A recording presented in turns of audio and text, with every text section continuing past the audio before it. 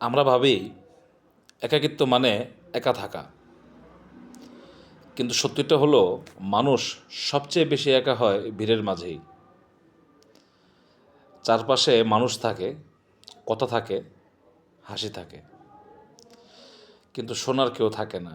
আজকাল সবাই ব্যস্ত, কেউ নিজের কাজে, কেউ নিজের চিন্তায়, কেউ বা দুশ্চিন্তায়, কেউ বা নিজের দুঃখ লুকাতে। তাই কাউকে জিজ্ঞেস করলে যে কেমন আছো, উত্তর আসে ভালো। এই ভালো শব্দটার ভেতরে অনেক কিছু চাপা থাকে। থাকে ক্লান্তি, থাকে ভয়, থাকে না বলা কষ্ট। আসলেই কারো মনে হয় সময় নেই। কারণ কারো কষ্ট শোনার মানে হলো নিজের সময় দিয়ে দেওয়া। এক টেবিলে বসে চারজন মোবাইল দেখে, কেউ কারোর দিকে তাকায় না।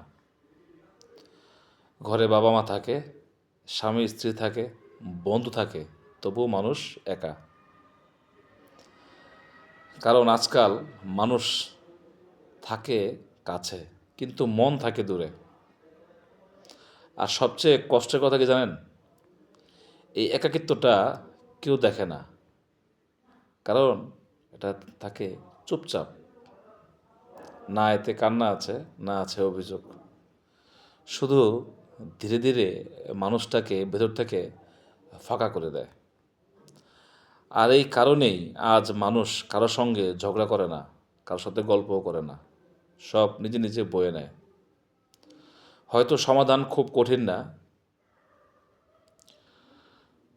শুধু দরকার একটু সময়, একটু মনোযোগ, আর সত্যি করে বলা আমি শুনছি।